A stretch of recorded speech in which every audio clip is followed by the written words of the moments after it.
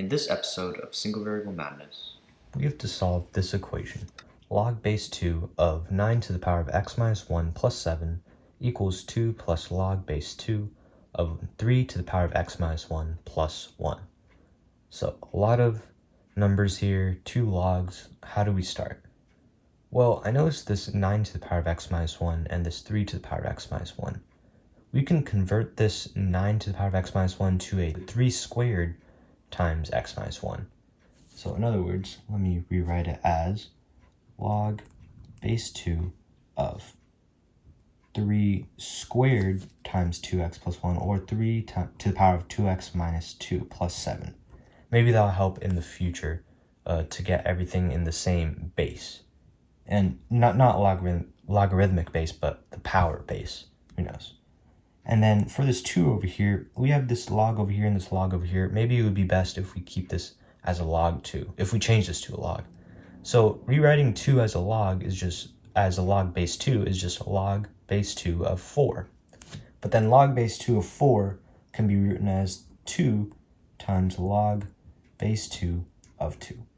Log base 2 of 2 is just 1 times 2 is 2. This expression is the same thing as 2. And then we can rewrite this last expression as pretty much the same thing for now. To the x minus 1 plus 1. So now we can combine some stuff. We can combine these 2 logs over here, since they're getting added to each other. And so you can multiply these right here, this 2 and this 3 to the power of x minus 1 plus 1. So this left-hand side, just leave it as is for now. 3 to the power of 2x minus 2 plus 7. And this right-hand side can be written as one log. So log base 2 of, this is just, we can bring this 2 up.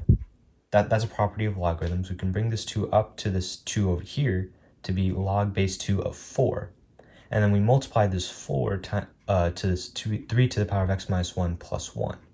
So then we get 4 times 3 to the power of x minus 1 plus 4 times 1, which is just 4.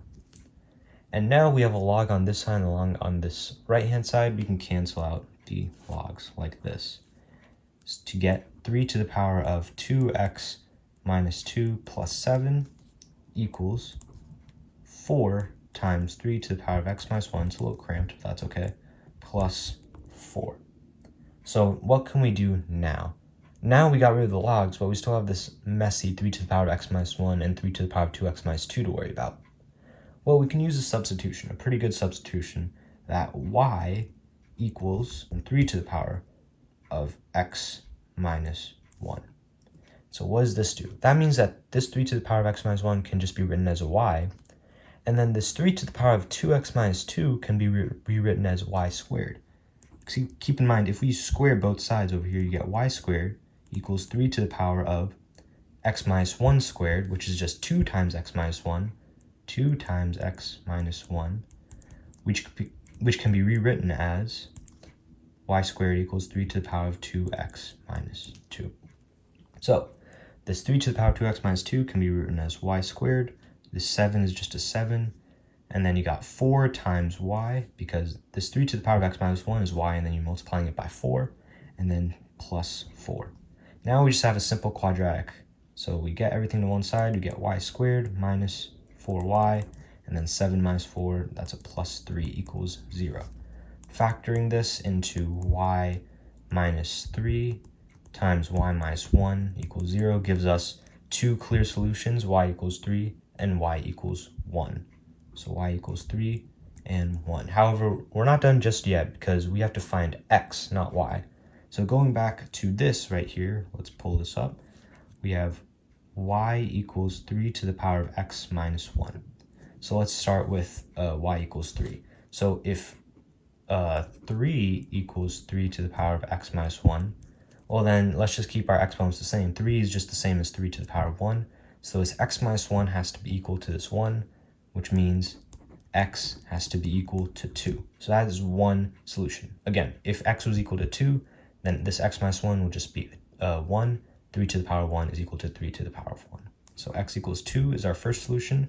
And then for y equals 1, we have 1 equals 3 to the power of x minus 1. So what should x be in this case? Well, it's commonly known that any number to the power of 0 equals 1. So if this exponent was 0, then it could equal 1. And for this exponent to be equal to 0, then x would have to equal 1. So our two solutions are x equals 2 and x equals 1. And we are done.